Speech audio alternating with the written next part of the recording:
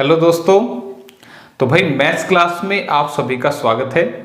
तो ये जो हमारी मैथ्स क्लास है इसमें हम सभी कम्पिटिटिव एग्जाम्स के लिए जो हमारा 10th लेवल तक का मैथ होता है उसे हम पढ़ेंगे। और आप किसी भी एग्जाम की तैयारी करें, मैथ्स 10th लेवल तक का ही आता है एक्सेप्ट जो सब्जेक्ट स्पेसिफिक एग्जाम है, जैसे कि हमारा टीजीटी मैथ हो गया, पीजीटी मैथ हो गया या डिफेंस के एग्जाम हो गए, तो उसमें जो है वो सिलेबस हमारा 11th-12th का मैथ आता है। लेकिन आप सीईटी की तैयारी कर रहे हों, स्क्रीनिंग की तैयारी कर रहे हों, DSSB की तैयारी कर रहे हों या एस्टेट सीटेट की तैयारी कर रहे हों, तो जो हमारा कॉमन मैथ्स होता है वो हमारा अप टू 10th लेवल तक का होता है।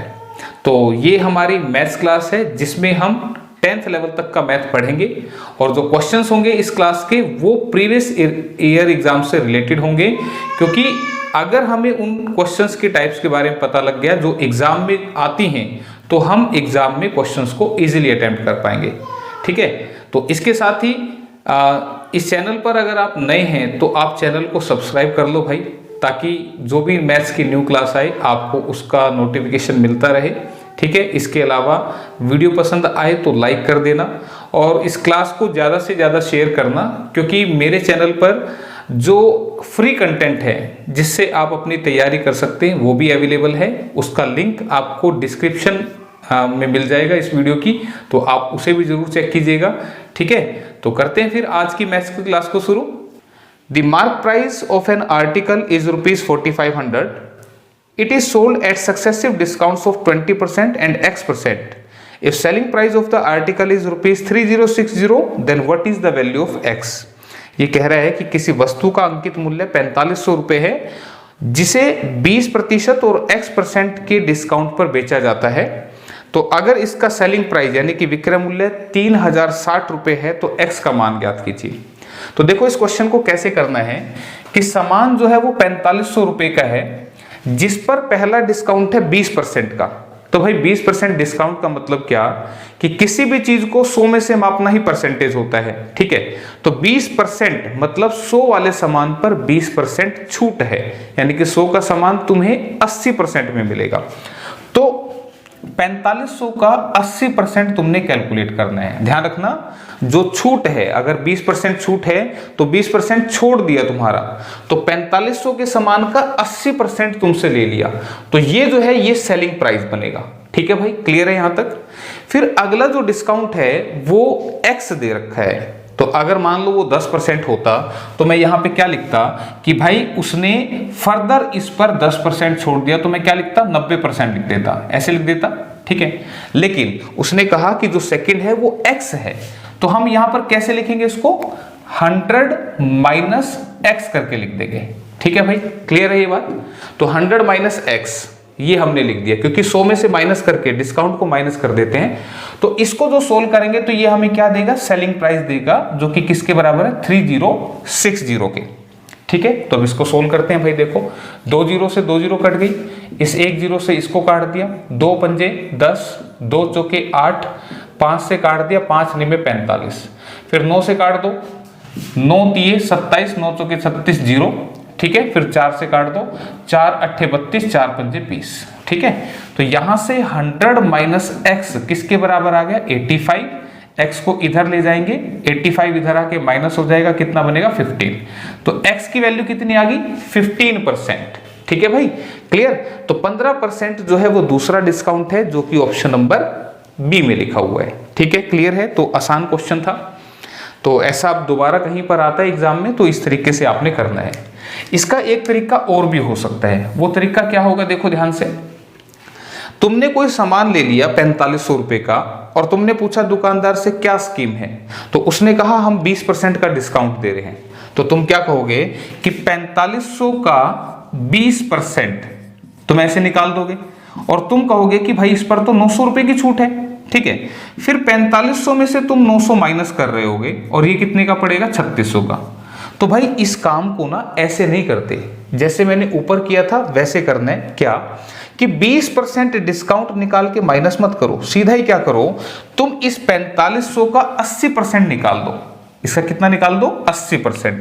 यानी कि अगर तुमने 4500 का कोई सामान ले लिया जिस पर 20% डिस्काउंट है तो तुम उस पर 80% दे रहे हो, ठीक है। तो 4500 का 80% कितना होगा, तो इसको मल्टीप्लाई करोगे तो देखो 8 पंजे 40, 800 के 32 और 4 36, यानी कि तुम्हें वो सामान 20% छूट के बाद कितने का पड़ेगा, 3600 का, ठीक है। तो इस तरीके को छोड़ दो, जैसे मैंने अभी लिखा था कि पहले तुम 20% निकाल रहे हो फिर उसको माइनस कर रहे हो, तुम भाई इसका सीधा ही 80% निकाल देना, ये 3600 रुपए का तुम्हें पड़ेगा।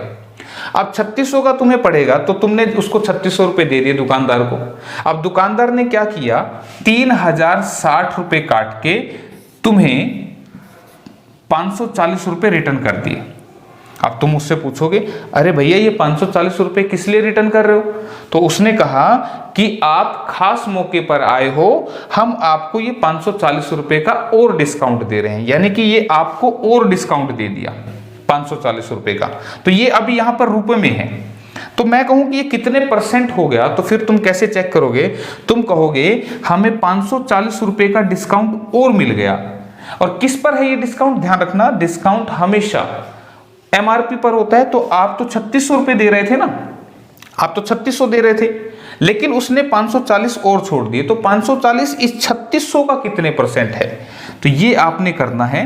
तो 3600 का कितने परसेंट, ध्यान रखना यहां पर कभी 4500 मत रख देना नीचे, क्यों, क्योंकि आपने 3600 रुपए देने थे लेकिन उसने 540 और छोड़ दिए, तो 540 इस देने वाले रेट का कितने परसेंट है, तो इससे कटा ये 9 चौके 36, 9 छिके 54 जीरो और 4 से कटाइए 15 पर, यानी कि 15% के बराबर है ये 540, ठीक है। तो इसका मतलब उसने 15% डिस्काउंट और दे दिया। तो आप ऐसे भी कर सकते हैं, क्लियर। बस ये ध्यान रखना नीचे फिर 3600 लिखना, कभी ये 3060 लिख दो, क्योंकि ये 540 किस पर छोड़े हैं, इस 3600 रुपए पर छोड़े हैं, ये है खास पॉइंट। 540 की छूट इस 3600 रुपए पर दी है, तुमने तो 3600 देने थे, ठीक है। तो ऐसे करना था इसको। इसी के साथ फिर नेक्स्ट क्वेश्चन की तरफ बढ़ते हैं। अगला क्वेश्चन आपके लिए लगा दिया है भाई, पढ़ो, इसको करने की कोशिश करो वीडियो पॉज करके।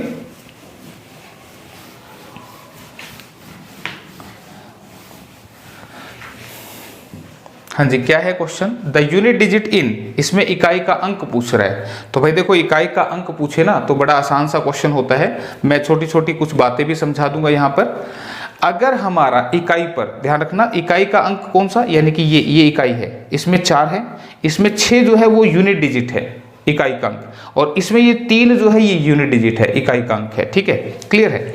तो अगर आपके क्वेश्चन में, ध्यान रखना क्वेश्चन में मैं बात कर रहा हूं यहाँ पर, क्वेश्चन में ये बात याद रखेंगे, अगर क्वेश्चन में यूनिट डिजिट, अगर क्वेश्चन में यूनिट डिजिट यानी कि इकाई के अंक 0, 1, 5 और 6 हों, ठीक है, मैंने क्या बोला, अगर किसी भी क्वेश्चन में यूनिट डिजिट 0, 1, 5, 6 हों तो इनकी जितनी मर्जी भी पावर आ जाए, इनकी जो मर्जी पावर आ जाए, तो आंसर में जो यूनिट डिजिट आएंगे, आंसर में जो यूनिट डिजिट आएंगे वो क्या आएंगे भाई, वो बिल्कुल सेम आएंगे। यानी कि 0 है तो आंसर में कितना आएगा, 0 ही आएगा, 1 है तो 1 ही आएगा, 5 है तो 5 ही आएगा, और 6 है तो 6 ही आएगा, ठीक है। मैं क्या बोल रहा हूं कि अगर किसी भी क्वेश्चन में यूनिट डिजिट की पावर जो मर्जी रहे, इसकी पावर जो मर्जी रहे, इसका जो आंसर आएगा उसका यूनिट डिजिट 0 ही होगा,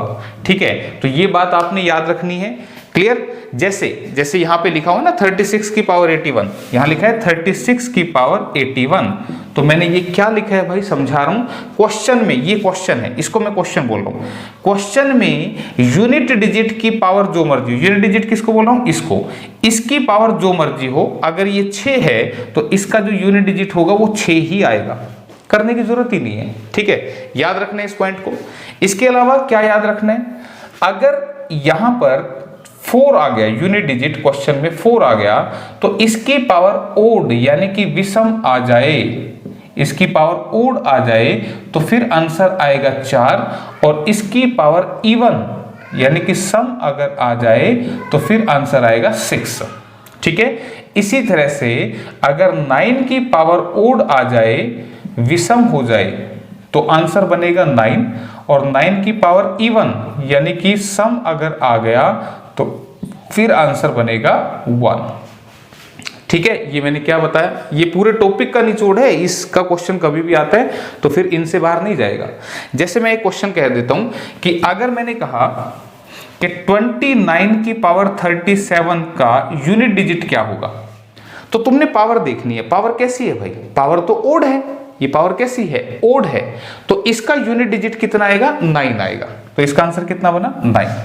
अगर यही क्वेश्चन ऐसे आ जाता कि 34 की पावर 56, इसका यूनिट डिजिट, इसका इकाई का अंक क्या होगा, तो पावर कैसी है, पावर कैसी है, इवन। इवन का मतलब 2 से कटने वाली, तो इवन पावर अगर आ गई तो इसका आंसर कितना आएगा, 6 आएगा। तो इसका आंसर इकाई का कितना आएगा, 6 आएगा। ठीक है, तो ऐसा कब कब कर सकते हैं, जब यूनिट डिजिट यानी कि इकाई का अंक क्वेश्चन में 4 या 9 आए, तभी करना है। ठीक है, ये आएंगे तो ये करना है, इनमें से आया तो फिर ऐसे आंसर कर सकते हैं। इसके अलावा हमारे 4 डिजिट और बचते हैं, 2 3 7 8, 2 3 7 और 8। इनके लिए ना पावर को 4 से डिवाइड करते हैं भाई, पावर को 4 से डिवाइड करते हैं। ये क्या मैंने लिखा है सारा मैं समझाऊंगा अभी। ठीक है, ये सारा यहां पर अप्लाई होगा। ठीक है, इससे बाहर क्वेश्चन नहीं जाता यूनिट डिजिट का, ये पूरा निचोड़ मैंने यहां पर लिख दिया। ठीक है, तो अब देखो कैसे करना है, ध्यान से सुनना। क्वेश्चन में क्या दिया हुआ है, 4 की पावर 31 प्लस 36 की पावर 81 और माइनस 243 की पावर 26। ठीक है भाई, ये क्वेश्चन है जिसका यूनिट डिजिट हमसे पूछ रहे हैं। तो देखो अब करना कैसे है, तुम्हें जैसे यहां पे दिखे ना ये 4, तो तुम्हें ये दिमाग में, तुम्हारे दिमाग में आ जाना चाहिए कि 4 की पावर को देख के ही आंसर किया जा सकता है। अगर 4 की पावर ओड है, ओड का मतलब 1 होता है भाई, ओड वो जो 2 से ना कटे यानी कि 1, और इवन वो जो 2 से कट जाए यानी कि 2। ठीक है, तो इसका आंसर जो बनेगा 4 की पावर ओड, 4 की पावर ओड मैंने क्या बताया आंसर 4, यानी कि इसका आंसर बनेगा 4। यानी कि इसको जब मैं सोल्व करूंगा ना, अब ये ऐसे तो सोल्व करूंगा नहीं मैं, 4 इंटू 4 इंटू 4 ऐसे 31 टाइम, ये तो आसान काम नहीं होगा ना भाई, कौन करेगा इसको 31 बार मल्टीप्लाई। तो इसका तरीका क्या है, इसकी पावर देखो, पावर कैसी है, ओड। ओड मतलब यहां पर इसका यूनिट डिजिट कितना आएगा, 4 आएगा। ठीक है, क्लियर।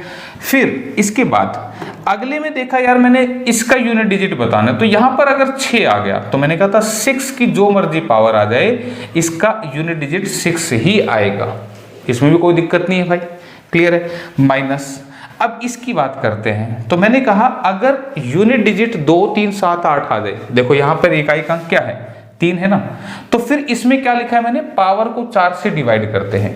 तो भाई 4 से डिवाइड करो 26 को, तो 4 से अगर मैं डिवाइड करूंगा तो 4 छिके 24, मैं क्या बोल रहा हूं कि 26 को 4 से डिवाइड करेंगे तो 4 छिके 24। तो डिवाइड करने के बाद इसकी बात नहीं कर रहा, ये क्या शेष देगा, क्या रिमाइंडर देगा, वो आपने निकाल लेना है। ठीक है, तो इसको आपने इसकी पावर बना के सोल्व करना है, ये तरीका होता है। ठीक है, और ध्यान रखना भाई, जब भी आप 4 से किसी भी नंबर को डिवाइड करोगे, या तो एक रिमाइंडर आएगा, एक शेष, या 2 शेष आएगा, या 3 आएगा, या वो पूरा कट जाएगा। ठीक है, जब पूरा कटेगा तो उस टाइम शेषफल यानी कि जो पावर है उसमें यहां पे 4 रखना है। ठीक है, मैं भी एक एग्जांपल से समझा दूंगा वो बात, लेकिन फिलहाल मैंने क्या बोला कि यहां पर इस 26 को 4 से डिवाइड किया, तो डिवाइड किया तो शेषफल कितना आया, 2, रिमाइंडर कितना आया, 2। इसको हमें इस नंबर की पावर बना के सोल्व करना है आंसर के लिए। ठीक है भाई, तो अब इसको सोल्व करते हैं। देखो क्या, ये तो हमारा 4 था, ये 6 था, और ये 3 की पावर 2 यानी कि 3 3 9। ठीक है, 3 की पावर 2 का मतलब 3 की 2 बार मल्टीप्लाई तो 9 आ जाएगा। तो मुझे बताओ 4 और 6 10, 10 में से 9 गया 1, तो यूनिट डिजिट क्या आएगा, 1 आएगा, ये इसका आंसर आ गया। तो ऑप्शन सी इसका जवाब है। ठीक है, तो ये फ्री का नंबर है, पूरा टॉपिक मैंने एक्सप्लेन कर दिया। ठीक है, तो अब यहां पर मैं आपको जो बता रहा था वो क्या बता रहा था कि मान लो कहीं पर क्वेश्चन ऐसा आ जाता, लेट 12 की पावर 32, इसका यूनिट डिजिट क्या होगा, मान लो ये क्वेश्चन आ गया। ठीक है, इसका इकाई का अंक क्या होगा, ये मैं पूछना चाह रहा हूं। तो मैंने तरीका क्या बताया भाई, अगर यहां पर 2 आ जाए, या 3 आ जाए, या 7 आ जाए, या 8 आ जाए, तो उस सिचुएशन में पावर को डिवाइड करते हैं 4 से। ठीक है, और 4 से डिवाइड करके रिमाइंडर निकालते हैं। तो तुम कहोगे 4 8 32, ये तो पूरा कट गया। भाई पावर पूरी कट गई ना, तो पूरी कट जाए तो फिर यहां शेषफल 0 नहीं रखना। ठीक है, बोला जी ये पूरा कट गया तो शेषफल रिमाइंडर तो 0 बचा, तो 0 नहीं रखना भाई। मैं ये बोल रहा हूं कि जब ये पावर पूरी कटे ना तो इसका रिमाइंडर 4 लेना है। ठीक है, तो 4 से नंबर डिवाइड करेंगे, या तो 1 शेष या 2 शेष या 3 शेष, या पूरा कटने पर 4 शेष लेना है। कितना लेना है? 4 शेष लेना है। उंगली एक कम रह गई थी ऐसे, ठीक है। ठीक है, तो कितना शेष लेना है? 4। तो 2 की पावर 4 यानी कि 2 की 4 बार मल्टीप्लाई करेंगे तो ये बनेगा 16। तो 16 का 6 हमारा यूनिट डिजिट होगा। ठीक है, तो ये बात समझ में आ गई। तो इसी के साथ फिर अगला क्वेश्चन देख लो भाई। ये क्वेश्चन क्या है, पढ़ो इसको। तब तक टॉपिक बता दिया मैंने तुम्हें पूरा, अब इसके बाद गलती नहीं होनी चाहिए। तो मैं एक्स्ट्रा भी चीजें समझा रहा हूं तुम्हें। ठीक है, एमई प्रैक्टिस क्लास नहीं है ये, प्रैक्टिस के साथ साथ जिसको नहीं भी पता कि इस टाइप के क्वेश्चंस को कैसे करते हैं वो भी मैं समझा रहा हूं। ठीक है, तो भाई वीडियो पसंद आ जाए तो यार लाइक कर दिया करो हैं, और शेयर करोगे तो किसी का भला हो जाएगा। क्लियर? तो यहां पे क्वेश्चन कह रहे हैं what is the sum of digits of the least number which should be added to this to make it a perfect cube. अब ये खास क्वेश्चन है भाई। कह रहे हैं उस न्यूनतम संख्या के अंकों का योग ज्ञात कीजिए जिसे 13,896 में जोड़ने पर यह पूर्ण रूप से घन बन जाए। अब ये पूर्ण घन होता क्या है? पहले तो यही नहीं पता होगा तो फिर क्वेश्चन में क्या समझ में आएगा? पूर्ण घन जिसे आप क्या बोलते हैं? Perfect cube. ठीक है, वो क्या होता है? देखो, जब मैं किसी भी नंबर की मल्टीप्लाई 3 बार कर दूंगा, एक ही नंबर की मल्टीप्लाई 3 बार करूंगा, तो ये जो नंबर होगा ये होगा मेरा परफेक्ट क्यूब। जैसे 3 गुणा 3 गुणा 3 कितना बनेगा? 27। ये क्या है? Perfect cube. 4 गुणा 4 गुणा 4 ये कितना बनेगा? 64, यानी कि परफेक्ट क्यूब। क्लियर है? ठीक है, तो यहां बेसिकली क्वेश्चन क्या दे रहा है, सुनो ध्यान से। उसने ये कहा कि वो न्यूनतम संख्या के अंकों का टोटल क्या होगा जिसे अगर मैं इसमें जोड़ दूं तो यह परफेक्ट स्क्वायर बन जाए। एक छोटा सा एग्जांपल बताता हूं।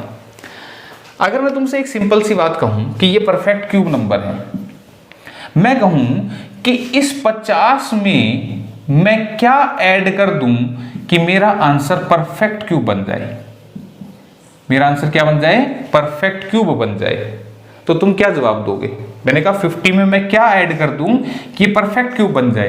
तो तुमने कहा सर यहां 50 के बाद तो 64 एक परफेक्ट क्यूब होता है। तो तुमने कहा सर इसमें अगर आप 14 ऐड कर दोगे ना तो 14 ऐड करने से ये 64 बन जाएगा, जो कि एक परफेक्ट क्यूब नंबर है। ठीक है, बात समझ में आई?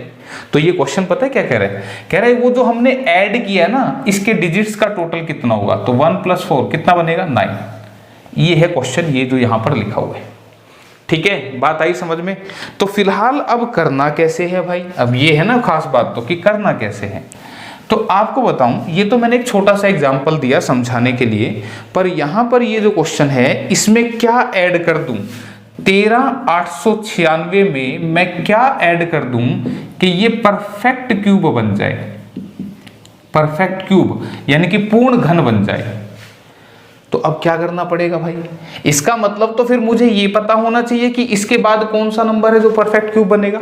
जैसे मैंने अभी लिखा था ना कि 50 में मैं क्या ऐड कर दूं कि ये 64 बन जाए। तो 64 कैसा था? ये परफेक्ट क्यूब था, है ना? तो मुझे ये पता होना चाहिए फिर इसके बाद कौन सा नंबर है जो परफेक्ट क्यूब होगा। तो इसके लिए आपको परफेक्ट क्यूब आने चाहिए कि कैसे बनते हैं, यानी कि क्यूब निकालना आना चाहिए, घन निकालना आपको आना चाहिए। तो अब ये कैसे करेंगे भाई? अब इसके लिए देखो, इससे बड़ा एक नंबर जो है वो होता है 15625, जो कि एक परफेक्ट क्यूब है। अब ये मत सोचना कि सर को तो पता था, हम कैसे करेंगे पेपर में, सब कुछ बताऊंगा मैं। 15625 जो है वो किसका परफेक्ट क्यूब है? ये है हमारा 25 का क्यूब। 25 का क्यूब यानी कि 25 गुणा 25 गुणा 25 तुम अगर कर दोगे तो ये देगा तुम्हें 15625। ठीक है, देखो 25 25 625 और 625 की गुणा 25 से करोगे तो 15625 आ जाएगा। ठीक है, मैंने समय बचाने के लिए, ताकि वीडियो ज़्यादा लंबी ना हो, इसको डायरेक्ट लिख दिया। लेकिन अगर मैं दिमाग से सोचूं कि यार ये 25 की बजाय अगर 24 का होता तो इसके भाई नजदीक तो 24 का भी हो सकता था। तो 24 का क्यूब दोस्तों मैं आपको सिखा दे रहा हूं, 24 का क्यूब। एक तरीका तो क्या, तुम 24 इंटू 24 इंटू 24 करके देख लेना। देखो ये तो तुम कर सकते हो, इसमें कुछ भी सिखाने की जरूरत नहीं है। 24 24 576 हो जाएगा, और 576 की गुणा फिर से 24 से कर देना, ये आंसर आ जाएगा। ठीक है, क्लियर। तो दूसरा तरीका क्या है, जो ट्रिकी मेथड है वो क्या है, वो मैं आपको समझा देता हूं। सबसे पहले आपने 2 का क्यूब करना है। मैंने कहा सबसे पहले आपने 2 का क्यूब करना है। तो 2 का क्यूब का मतलब क्या, 2 की 3 बार मल्टीप्लाई विच इज 8। फिर आपने 4 का क्यूब करना है। तो 4 का क्यूब यानी कि 4 इंटू 4 इंटू 4 विच इज 64। ठीक है, तो 2 का क्यूब कितना होता है 8, और 4 का क्यूब कितना होता है 64। आपने थोड़ा सा गैप दे के लिख लेना है। क्लियर है, यहां तक बात समझ में आ रही है। फिर आपने देखना है भाई 2 गुणा 4, ये 2 गुणा 4 कितना होता है 8। ये क्या लिखा है मैंने, ये लिखा है मैंने 2 इंटू 4। ये जो दोनों नंबर थे ना, इनकी मल्टीप्लाई कर दी। ठीक है, तो 8 की गुना एक बार इधर कर दो, एक बार इधर कर दो, तो 8 दूनी कितना बनेगा 16, 8 चौके कितना बनेगा 32, 8 दूनी 16, 8 चौके 32। और कहीं पर भी दिक्कत आए तो दोबारा रिवर्स करके देख लेना। ठीक है, तो यहाँ ये बातें समझ में आ गई होंगी। तो अब थोड़े सा क्या करना है, आखिरी काम बचा है, ये जो बीच वाले हैं ना भाई, इनके डबल इनके नीचे लिखने हैं। 32 का डबल क्या होगा 64, 16 का डबल क्या होगा 32। बस इतना सा काम करना है। ठीक है, अब क्या करना है, ऐड करना है। और ध्यान रखना ये अलग अलग लाइनें हैं, और ऐड करते वक्त ये बात ध्यान रखना कि एक लाइन के नीचे सिर्फ एक डिजिट हो। जैसे 64 को पूरा नहीं लिखना, 4 लिखना है, यानी कि 64 तुमने पूरा लिख दिया, लेकिन पूरा नहीं लिखना। मैं क्या बोल रहा हूं कि सिर्फ एक डिजिट हो। तो ये 6 जो है ये एज ए हासिल का काम कर जाएगा। ठीक है, तो एज ए हासिल का काम किया। तो फिर से देखो, अब 6 2 8 और 4 12, 6 3 और 1 10। इस लाइन का पूरा टोटल कितना बनेगा 102। तो 102 नहीं रखना, सिर्फ एक ही रखना। तो ये 10 क्या करेगा, एज ए हासिल का काम कर जाएगा। ठीक है, तो ये कितना बनेगा 6 और 2 8, 3 4 और 1 5, तो 58 बन गया। तो 58 का 5 एज ए हासिल का काम करेगा। और 5 और 8 कितने होते हैं 13। ठीक है, 5 और 8 कितने बनेंगे 13। अब आगे तो कुछ बचा नहीं ना, तो फिर यहां पूरा लिख देना। तो फिर आंसर क्या आया, आंसर आया 13824, 13824। ये तो एज ए हासिल बना दी ना हमने। ठीक है, तो ये होता है तरीका, एक शॉर्टकट। और फिर भी किसी को भाई मुश्किल लगे तो देखो, मेरा काम तो बताना था, तो आप वैसे भी कर सकते हो 24 इंटू 24 इंटू में 24। ठीक है, तो 13824, ये तो इससे कम रह गया ना। ठीक है, ये तो इससे कम रह गया, तो हम इसको नहीं लेंगे। 24 वाले को हम क्या करेंगे, नहीं लेंगे। हम किसको लेंगे 25 वाले को। ठीक है, प्लस करने के लिए इससे बड़ा चाहिए हमें। ठीक है, इससे बड़ा जो कि परफेक्ट क्यूब हो। तो मैंने क्या बोला, इससे बड़ा जो कि परफेक्ट क्यूब हो, वो कितना है 15625। तो ये हमने लेना है भाई। ठीक है, तो अब यहां से अगर इतनी बात तुम्हें समझ में आ गई भाई, तो अब क्या करना है कि यहां से मुझे इस क्वेश्चन मार्क की वैल्यू को निकालना है। तो कैसे आएगा, 15625 में से 13896 को कर दो माइनस। ठीक है, तो 6 और 9 15, 9 और 2 11, 8 और 7 15, ये बचा 1, 1 7 2 9। ठीक है भाई, तो 1 7 2 9, यानी कि अगर मैं तुमसे कहूं कि 13896 में क्या ऐड कर दूं कि ये परफेक्ट क्यूब बन जाए, तो जवाब होगा 1 7 2 9, यानी कि 1729। यानी कि इसमें अगर ये ऐड हो जाएगा तो परफेक्ट क्यूब बन जाएगा, ये बन जाएगा ना फिर तो क्या पूछ रहा था, उस न्यूनतम संख्या के अंकों का योग जिसे इसमें ऐड करने पर परफेक्ट क्यूब बन जाए। यानी कि वो पूछना चाह रहा है 1 + 7 + 2 + 9, तो 9 2 11 7 18 और 1 19। तो ये बनेगा हमारा answer, which is option number D. Clear है, पता लगा भाई मैं क्या बताना चाह रहा हूं यहां पर। तो ये क्वेश्चन था आपका, तो ये ही तरीका है इस क्वेश्चन को करने के लिए जो अभी हमने किया है। ठीक है, इसके बाद फिर अगला क्वेश्चन देखिएगा, ध्यान से पढ़े।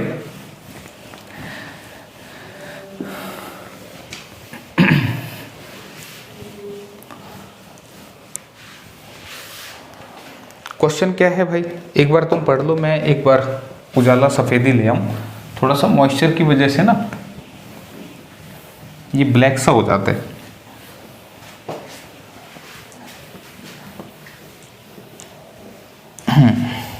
हाँ जी, क्वेश्चन क्या है भाई, देखो कह रहा है कि 3 तथा 12 के मध्यानुपाती तथा तृतीयानुपाती का अंतर ज्ञात कीजिए। अब ये एक बार समझो, देखो 2 नंबर यहाँ दे रखे, तीसरा नंबर हमसे पूछ रहा है। अब वो क्या है, 2 चीजें हैं। एक तो पूछ रहा है मध्यानुपाती, जिसको बोलते हैं मीन प्रोपोर्शनल, मीन प्रोपोर्शनल, ठीक है, ये होता है मध्यानुपाती। एक होता है थर्ड प्रोपोर्शनल, थर्ड प्रोपोर्शनल यानी कि तृतीय। प्रथम भी होता है, फर्स्ट प्रोपोर्शनल भी होता है, ठीक है। यहां पे 2 दे रखे ना मैंने, इसलिए इनको लिख दिया। देखो 3 तथा 12, अब देखो 3 तथा 12 का मध्यानुपाती तुमने कैसे लिखना है, ऐसे 3 और 12 का मध्यानुपाती यानी कि जो इनके बीच में आए उसकी वैल्यू पूछ रहे हैं। और क्या है, तृतीय अनुपाती यानी कि थर्ड प्रोपोर्शनल, किसका, 3 और 12 का, ठीक है। ये हमने लेट y ले लिया भाई, तीसरे नंबर का हमने इसको y मान लिया, मध्य वाले को हमने x मान लिया, ठीक है। तो ये ध्यान रखना है कि जो पूछे, उसने पूछा मिड प्रोपोर्शनल, मीन प्रोपोर्शनल, तो आपने बीच में जाके x रख देना इनके। अगर ये पूछ रहा है थर्ड तो हमने लास्ट में जाके रखा। अगर ये पूछता है इनका फर्स्ट प्रोपोर्शनल तो मैं पहले पे रखता x y z कुछ भी और फिर लिखता 3 और 12, ठीक है। अब इनको कैसे सोल्व करते हैं भाई, अब इनको मैं डायरेक्ट भी बता सकता हूं, लेकिन पहले एक बार समझें। इनका अगर हमें प्रोपोर्शनलिटी देखना है, समानुपात देखना है, तो भाई इनको एज पर रूल ऐसे लिखा जाता है, बीच वाला रिपीट होता है और फिर से ये क्या आ जाता है, इस तरह से, ठीक है। बीच वाला क्या आता है, रिपीट होता है, किस लिए, इनके प्रोपोर्शनलिटी को देखने के लिए, समानुपात को देखने के लिए। तो फिर इसको कैसे लिखूं बताओ, 3 12 फिर प्रोपोर्शनलिटी 12 और y, ठीक है। तो एक बार टाइम लगेगा समझने में, उसके बाद तो फिर नेक्स्ट टाइम आएगा तो तुम इजीली इसको कर लोगे। तो ऐसे लिख दिया। तो अब इसको सोल्व कैसे करते हैं, सोल्व करने के लिए देखो डिटेल अगर मैं लिखूं तो ये है 3:x, जिसको मैं लिखता हूं 3/x, ये है x/12 यानी कि x/12, और इसका मतलब होता है समानुपात, प्रोपोर्शनलिटी, ठीक है। तो फिर यहां से अब सोल्व करने के लिए क्या होता है, क्रॉस मल्टीप्लाई होता है, क्रॉस मल्टीप्लाई। तो 3 गुना 12 x गुना x, तो x² बराबर है 3 गुना में 12। ये बात आई समझ में।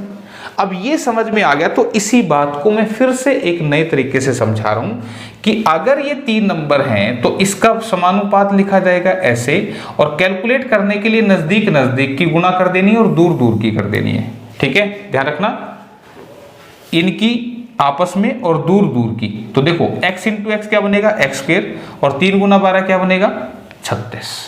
ये बात आई समझ में।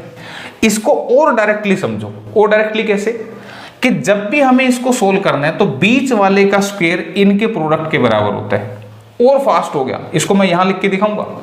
मैंने क्या बोला, बीच वाले का स्क्वायर इनके प्रोडक्ट के बराबर होता है। तो यहां पे देखो फटाफट करके देखें, क्या बीच वाले का स्क्वायर किसके बराबर होगा, 3y के बराबर, इनके प्रोडक्ट के बराबर होगा बीच वाले का स्क्वायर। और फिर भी किसी को दिक्कत आए तो भाई नजदीक नजदीक के और दूर दूर के 12 गुना 12 और 3 गुना y कर लोगे ना, तो कर लोगे तो फिर बस आंसर आ रहा है क्या, 36 का रूट, स्क्वायर हटेगा तो रूट बनेगा यानी कि 6। यहां से क्या बनेगा, ये क्या है 144, 12 का स्क्वायर 144 होता है। और किसी को नहीं भी पता तो कोई बात नहीं, 12 के स्क्वायर का मतलब क्या, 12 गुना 12 और 3 से उड़ा दो 4 पे, तो 12 चौके 48, ये y आ गया। तो आपसे पूछ रहा था इन दोनों का जो डिफरेंस है वो कितना होगा भाई, तो डिफरेंस तुम बता दो भाई।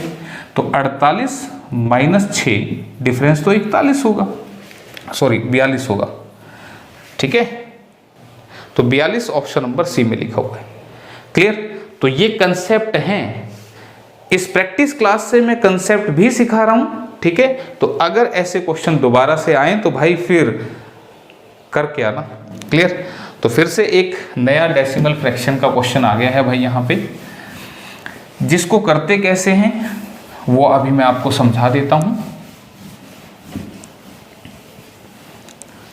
और यार एक है ना, तुम कमेंट करके नहीं बताते हो कि यार ये मैं जो पढ़ा रहा हूँ मेरा तरीका कैसा है, कुछ और चेंज किया जाए क्या नहीं किया जाए, यार थोड़ा सा बताया करो ना। मुझे भी अच्छा लगता है आपके कमेंट्स, और मैं सभी के जवाब देता हूँ मोस्टली, ठीक है। तो कमेंट करके बताना मुझे कैसा मैं पढ़ा रहा हूँ, कैसा आपको अच्छा लग रहा है नहीं लग रहा है, ठीक है, या कुछ और इम्प्रूवमेंट अगर करना चाहिए तो क्वेश्चन है कि 1.3 बार प्लस 0.6 9 के ऊपर बार माइनस 0.5 और 2 3 के ऊपर बार का जो वैल्यू है वो क्या होगा। सबसे पहले बार का कंसेप्ट समझो। अगर ऐसे लिखा हुआ ना 0.6666 इस तरह से, तो इसका मतलब 0.6 बार। पता लगा ये बार कैसे लगती है? अगर हम कैलकुलेशन कर रहे हैं, जैसे अगर मैं तुम्हें कहूं कि 1/3 को सोल्व करो, तो 1/3 क्या होता है? 0.3333 इस तरह से होता है ना? ये 333 रिपीट करना शुरू कर गया, तो इसी को हम बार से ऐसे लिखते हैं। ठीक है भाई, जो रिपीट कर रहा है उसके ऊपर बार लगा देते हैं। जैसे मान लो ऐसे आ जाता 0.232323 इस तरह से, तो इसको हम क्या लिखेंगे? 0.23 के ऊपर बार।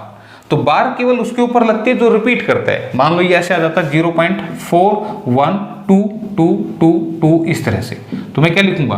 0.41 और 2 के ऊपर बार। लिखने का तरीका पता लगा कि बार कैसे लगाई जाती है? जो रिपीट कर रहा है भाई उसके ऊपर बार लगेगी। ठीक है, क्लियर है? तो अब ये बात अगर तुम्हें समझ में आ गई तो इसको करना कैसे है? ध्यान रखो, ये प्लस के हैं, ये माइनस के हैं, तो क्यों ना पहले प्लस कर लिया जाए। ठीक है, और आसान तरीका बता रहा हूं, इसके तरीके और भी होते हैं पर आसान तरीका क्या है? 1.3 बार का मतलब क्या है कि 333 आना शुरू हो गया।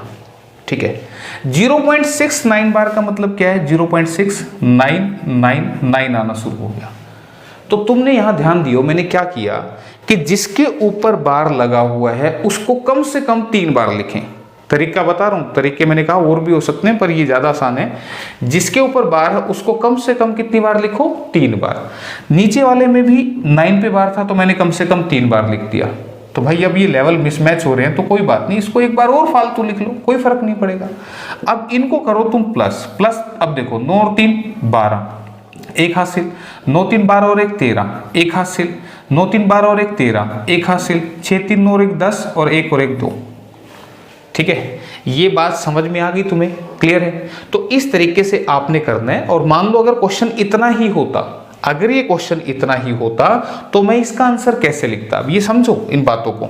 तो मैं आंसर लिखता 2.0 और 3 के ऊपर बार। मैंने क्या लिखा? 2.0 और 3 के। मुझे दिख रहा है 3 आ रहा है, फिर 3 आ रहा है। अब ये तुम्हें कहोगे कि सर यहाँ तो 2 लिखा हुआ है। अरे भाई, ये हम अगर रिपीट करते चलेंगे तो ऐसा तो इनफाइनाइट पोजीशन तक जाएगा, बहुत दूर तक जाएगा। और ये भी जो भी कम ज्यादा होना है, ये 3 बार मैंने क्यों लिखा कि जितना ये कम ज्यादा होना है ना वो बिल्कुल एंड में होगा। ठीक है, ताकि हमें यहाँ क्लियर कट आंसर मिलता। अगर मैं 3 9 और ज्यादा बढ़ा लूंगा तो ये 2 तो यहाँ पे आके आएगा ना, यहाँ तो 3 3 3 3 3 ही दिखेगा। और मैंने कहा था जो रिपीट करता है उसी के ऊपर बार लगाते हैं। ठीक है, तो ध्यान रखना 3 बार लिखने के पीछे का मकसद, जितनी भी ये फ्लक्चुएशन होनी है, जितना भी ये कम ज्यादा होना है, ये राइट साइड में पड़ा रहेगा, इधर हमें साफ साफ आंसर दिखता रहेगा। ठीक है, इसलिए मैंने इसको ऐसा लिखा। अब इतना आ गया तो फिर आगे क्या करना है? आगे वो बोल रहे हैं कि इसमें से इसको माइनस करना है। किसको? 0.5232323 को, क्योंकि 23 पे बार है तो 232323 आना रिपीट हो गया। क्लियर है? तो इसको अब मैं माइनस करूंगा, तो अब करने के लिए क्या कर सकते हो? या तो इसको तुम लेवल कर लो आगे तक, या इस एक्स्ट्रा काम को मिटा दो। ठीक है, तो भी कोई दिक्कत नहीं होगी। ठीक है, जैसे मैं इसको रिपीट करूं, ध्यान से सुनना, मैंने कहा था ये 333 आ रहा है, यहाँ पे क्या आ रहा है? ये 333 इस तरह से आ रहा है ना? अब ये मत बोलना सर अभी तो 2 लिखा था आपने, अब 3 लिख दिया। अरे भाई 2 यहाँ पे वो दूर जाके आएगा यार, लेकिन आंसर तो मैंने अभी बोला था, इसका आंसर कितना बनेगा? 2.03 बार ये बनेगा ना। तो फिर इसको माइनस करना है भाई, तो इसको, ठीक है, ये 0 बनेगा, ये 1, ये 0 1 0 1 5। क्लियर? अब तुम्हें आंसर दिख रहा है? आंसर क्या दिखेगा? 1.510 है ना? 1010, तो 10 पे बार आएगी, 10 पे बार आएगी या 5 पे बार आ जाएगी। ठीक है, 1.5 या तो 1 पे लगा दो, ठीक है, या 0 भी, वो देखते हैं ऑप्शन में। तो यहाँ पे कोई भी ऑप्शन ऐसा नहीं दिखाई दे रहा है, क्योंकि इस क्वेश्चन के आंसर जो है वो गलत दिए हुए हैं। ठीक है, तो इसका दूसरा तरीका भी करेंगे तब भी आंसर यही बनेगा। ठीक है, दूसरा मेथड भी है इसका, लेकिन यही आंसर बनेगा। तो मैंने वो आसान वाला मेथड सिखाया आपको, जिससे आपके इस टाइप के क्वेश्चन सोल्व हो जाएंगे। ठीक है, तो ऐसे करना भाई। अगर नेक्स्ट टाइम अगर ये क्वेश्चन आपको दिखे कहीं पर, तो इसी के साथ फिर अगला क्वेश्चन लगा दिया है। तो आंसर गलत थे भाई इस क्वेश्चन के। कभी सोचो कि बोला ये तो आया ही नहीं। तो क्वेश्चन क्या है, पढ़ो। ये कह रहा है कि the difference between CI and SI on ₹4800 for 2 year is ₹17.28. What is the rate of interest per annum? यहाँ पे कह रहा है कि 2 साल में 4800 रुपये की राशि के लिए साधारण ब्याज और चक्रवृद्धि ब्याज का जो डिफरेंस है वो 17.28 है, तो दर प्रतिशत। तो 2 साल के लिए आप एक फॉर्मूला लिखेंगे, ये फॉर्मूला भी पूछ लेता है। 2 साल के लिए CI माइनस SI, 2 साल के लिए CI और SI का डिफरेंस होता है PR² अपॉन में 100 का स्क्वायर, PR² अपॉन में 100 का स्क्वायर। ये 2 साल के लिए है, ठीक है। और 3 साल के लिए, 3 साल के लिए CI माइनस SI क्या होता है भाई, ये भी लिख लो। This is PR² into 300 plus R upon में 100 का क्यूब। दोनों फॉर्मूले याद कर लेना, ठीक है, इंपॉर्टेंट है, काम आएंगे। जहां पर P प्रिंसिपल है यानी कि मूलधन है, R रेट यानी कि दर है, और ये है इनका अंतर। तो क्वेश्चन में अंतर दे रखा है कितना, 17.28, तो अंतर की जगह अंतर चिपका दो। प्रिंसिपल कितना है, 4800 रुपये, 4800 रुपये दे रखा है। दर कितनी है हमें क्या मालूम, और नीचे है 100 का स्क्वायर यानी कि 100 इंटू 100 भी लिखा जा सकता है, ठीक है। तो सोल्व करना है भाई, पॉइंट हटाएंगे तो नीचे 100 आ जाएगा, तो 2 0 से 2 0 कट गई। ध्यान रखना बराबर आ जाए तो नीचे से नीचे भी कट सकता है, ठीक है। तो इससे काटेंगे, तो काट दो भाई इसको, 12 से काट दें, 12 चौके 48, 12 एकम 12, बचा 52, 12 चौके 48 और 12 चौके 48, ठीक है। फिर 4 से काट दो, 4 तिये 12, 4 छिके 24, तो R² की वैल्यू भाई 36 आ गई, तो R की वैल्यू क्या आ जाएगी, 36 का रूट यानी कि 6, ठीक है। तो 6% जो है वो हमारा रेट आ गया, जो कि ऑप्शन नंबर बी में लिखा हुआ है। तो ऐसे करना है, तो दोनों फॉर्मूले याद कर लेना, इंपॉर्टेंट है। इसी के साथ अगले क्वेश्चन की कुछ स्टेटमेंट यहां पर है, ठीक है, तो थोड़ी सी पढ़ लो, उसके बाद फिर आगे चेंज कर देंगे।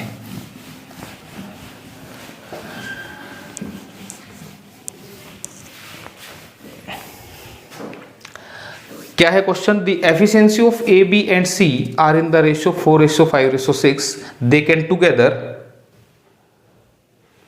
Complete a work in 20 days। In how many days A alone will complete the work. देखो क्वेश्चन क्या कह रहा है, क्वेश्चन कह रहा है कि A, B तथा C की कार्य क्षमता का अनुपात 4:5:6 है। यदि तीनों किसी काम को 20 दिन में पूरा कर सकते हैं तो A अकेला पूरा काम कितने दिन में करेगा, ठीक है। तो A काम कितने दिन में करेगा यानी कि समय पूछ रहा है। तो इस चैप्टर का जो बेसिक है वो क्या है कि आपने कुल काम को डिवाइड करना है 1 दिन के काम से, 1 दिन के काम से, ठीक है। और किसका 1 दिन का काम, जिससे काम करवाना है। तो बिल्कुल आसान सी बात है जो मैंने यहाँ पे बोली है। मैं क्या बोल रहा हूँ कि जैसे मैं कह रहा हूँ कि मान लो ये जो प्रैक्टिस क्लास है वो अगर मैं 1 घंटा डेली पढ़ाऊँ तो मैं 60 क्लासेस में आपका सिलेबस करवा दूंगा। कब, अगर मैं 1 घंटा डेली पढ़ाऊँ तो 60 दिन में मैं करवा दूंगा। तो अगर मैं कहूँ कि अगर यही काम मैं 2 घंटा डेली करूँ, तो अगर मैं 2 घंटा डेली पढ़ाऊंगा तो फिर 60 कहाँ, फिर तो 30 क्लास में पूरा करवा दूंगा, ठीक है, यानी कि 30 दिन में पूरा सिलेबस करवा दूंगा। और अगर मैं 3 घंटे रोज पढ़ाऊं तो 3 घंटे रोज पढ़ा रहा हूं तो 60/3 यानी कि 20 दिन में ही पूरा पढ़ा दूंगा। क्लियर है। तो मैं कैसे बता पा रहा हूं कि कितना दिन लगेंगे मुझे खत्म करने में, जब मैं टोटल काम को यानी कि 60 लेक्चर है मान लो, जिसे मैं अगर 1 घंटा रोज पढ़ा रहा हूं तो 60 दिन लग रहे हैं। 60/2 2 घंटे रोज पढ़ा रहा हूं तो 30 ही दिन लग रहे हैं। 60/3 अगर 3 घंटे डेली पढ़ा रहा हूं तो 20 ही दिन में खत्म हो जाएगा। तो इसी चीज को अब यहां से मैं तुम्हें सिखा रहा हूं कि ए बी और सी की जो क्षमता है काम करने की, उसका रेशियो यहां पर दे रखा है। एबीसी की क्षमता मतलब एफिशिएंसी। तो ए की बात करूं तो 1 दिन में 4 काम कर सकता है, बी 1 दिन में 5 कर सकता है और सी 1 दिन में 6 काम कर सकता है। तो ध्यान रखना काम खत्म कितने दिन में होगा, इसके लिए हमें क्षमता, 1 दिन का काम यानी कि क्षमता पता होनी चाहिए। ठीक है, ये लिख दिया मैंने यहाँ पे एफिशिएंसी। क्षमता मींस एफिशिएंसी। एफिशिएंसी आपको पता होनी चाहिए, तो वो ऑलरेडी दे रखी है। क्लियर है? इसका मतलब मान लो मैंने कहा कि ए एक दिन में 4 रोटी खाता है, बी 5 खाता है और सी 6 खाता है। ठीक है, फिर उसमें बोला यदि तीनों किसी काम को 20 दिन में पूरा करते हैं तो मुझे बताओ 20 दिन में क्या होगा। ये 4 रोटी एक दिन में खा रहा है, ये 5 खा रहा है, ये 6 खा रहे हैं, तो तीनों एक दिन में कितनी खाएंगे? तो तुमने कहा 4 5 9 और 6 15। बोला जी एक दिन में 15 रोटी खा जाएंगे तीनों। तो एक दिन में 15 रोटी खा गए और ये 20 दिन तक काम करने आए थे। कितने दिन तक आए थे? 20 दिन तक। तो तीनों एक दिन में 15 रोटी खा रहे हैं, तो 20 दिन में कितनी खा जाएंगे? 15 गुना 20 यानी कि 300 रोटी खा जाएंगे। क्लियर है? तो ये है हमारा क्या? टोटल काम। ठीक है, अब कह रहे हैं कि अगर ए अकेला काम पे आता तो मुझे बताओ 300 रोटी खानी है, और ए अकेला आएगा तो ए तो एक दिन में 4 ही खा रहे हैं ना, तो एक दिन के काम से डिवाइड करना है, यानी कि एक दिन की एफिशिएंसी। तो एक दिन की एफिशिएंसी तो 4 है, तो 4 से डिवाइड करेंगे तो 4 पंजे 20, 15 पंजे 75 दिन लगेंगे भाई काम खत्म होने में। तो ऑप्शन नंबर सी जवाब खत्म हो गया। ठीक है, तो बीच बीच में से समझा रहा हूं ना भाई, तो कोशिश कर रहा हूं कि चीजों को एग्जाम्पल से क्लियर कर दूं। ठीक है, अब मैथ है, देखो भाई ये आप सभी भी जानते हैं कि बिना कंसेप्ट के मैथ आसान नहीं है पढ़ाना, लेकिन मैं पूरी कोशिश कर रहा हूं, इसीलिए आपको बोल रहा था कि आप मुझे बताओ कि ये जो मैं तरीका बता रहा हूं क्या इससे बातें समझ में आ रही हैं। तो ऐसा क्वेश्चन अगर दोबारा कहीं आता है तो भाई देखो, अगर तुमने नहीं किया तो फिर तो गलत है। ठीक है, तो ऐसे क्वेश्चन मिलेंगे तुम्हें कहीं ना कहीं, तो क्वेश्चंस की पहचान करनी है तुमने। ठीक है, कि हाँ भाई ऐसा आ जाए तो सर ने ऐसा बताया था, ऐसा आ जाए तो ऐसा करना है। अब क्वेश्चन इंग्लिश में तुमने पढ़ लिया होगा भाई, समय बचाने के लिए मैं हिंदी में पढ़ देता हूँ। कह रहा है कि 12,960 रुपये की राशि को ABC में इस प्रकार बांटना है कि A का 4 गुना, B का 6 गुना और C के 3 गुने आपस में बराबर हैं। क्या बोला? A का 4 गुना, B का 6 गुना और C का 3 गुना, ये आपस में क्या है? बराबर है। ठीक है, तो कह रहा था A का भाग क्या होगा। तो ध्यान रखना, अगर मुझे 12,960 रुपये को डिस्ट्रीब्यूट करना है तो जब तक मुझे ये नहीं मालूम पड़ेगा कि इनको किस रेशियो में बांटना है, रेशियो एंड प्रोपोर्शन का क्वेश्चन है, इनको किस अनुपात में बांटना है, तब तक हम इस पैसे को नहीं बांट पाएंगे। तो अब डिटेल तो इसका लंबा होगा, तो डिटेल लंबा है तो इसका जो आसान तरीका होता है, 2 तरीके बताता हूं। पहला तरीका तो क्या होगा? पहला तरीका क्या कि ये निकालने के लिए, ABC का रेशियो निकालने के लिए आप क्या करना, इस 4, 6 और 3 का एलसीएम ले लेना। 4, 6, 3 का एलसीएम। अब एलसीएम कैसे लेते हैं? सबसे बड़े नंबर का पहाड़ा पढ़ो। 6 एकम 6, 3 के पहाड़े में आता है लेकिन 4 में नहीं आता। फिर 6 दूनी 12, इन सभी के पहाड़े में 12 आता है, तो 12 क्या है? एलसीएम। तो फिर 4 से डिवाइड करेंगे 3 पे, 6 से डिवाइड करेंगे 2 पे और 3 से डिवाइड करेंगे 4 पे। तो भाई ये जो है ये हमारा आ गया रेशियो, 3:2:4। ये क्या आ गया हमारा? रेशियो। ठीक है, 3:2:4। क्लियर है? तो ये है फास्ट तरीका। इसी चीज को हम ऐसे भी कर सकते हैं कि अगर हमारा मैथमेटिक्स में, ये बात याद रखना, अगर मैथमेटिक्स में कहीं पर भी ऐसे 3 वैल्यूज इक्वल आ जाएं तो इन ABC का रेशियो हम कैसे लिखते हैं? जो भी A के साथ लिखा है उसको हमने पलट के लिखना है। क्या करना है? पलट के लिखना है। जो भी B के साथ लिखना है उसको भी हमने पलट के लिखना है, और C के साथ वाले को भी हमने पलट के लिखना है, और फिर हम बनाएंगे रेशियो। कैसे बनेगा? एलसीएम से मल्टीप्लाई करके। अब ये सेम काम दिखेगा तुम्हें। ठीक है, अब तुम्हें लगेगा सर जी जब ऊपर वाला इतना आसान था तो फिर 2-2 क्यों बता देते हो भाई? मुझे कोई शौक थोड़ी है 2-2 मेथड बताने का, लेकिन ऐसा क्यों? अगर ये क्वेश्चन में ऐसे होता 2/3A बराबर है 4/5B बराबर है 5/6C, तो फिर रेशियो निकालोगे तो तुम ऐसे चक्कर ही खाओगे। ठीक है, इसलिए मैंने ये बात बता दी कि 2/3A लिखा होता तो फिर मैं A को यहाँ पे 3/2 पलट के लिखता। अभी बताया मैंने, जो यहाँ लिखा उसको पलट के लिखना है और फिर ऐसे बना लेता रेशियो, क्या दिक्कत आती? ठीक है, यानी कि ABC का जो रेशियो आ गया वो आया 3:2:4, यानी कि 3 हिस्से इसमें से ये लेगा, 2 ये लेगा और 4 ये लेगा। तो 3, 2, 5 और 4 9 हिस्से में अगर मैं 12,960 को बांट दूंगा तो 9 एकम 9, 9 चौके 36, 9 एकम 9, 3 बना ना, 9 चौके 36, 9 चौके 36 0, तो 1440 का एक हिस्सा आ रहा है भाई। ठीक है, तो फिर पूछ रहा था A का भाग। तो इसको गुणा कर देना है भाई 1440 से। तो 3 चौके 12, 3 चौके 12 1 13, 3 एकम 3 और 1 4, तो 4320 रुपये आंसर आएगा। लिखा है ऑप्शन डी में लिखा हुआ है 4320। ठीक है, तो इस तरह से करना था भाई आपने।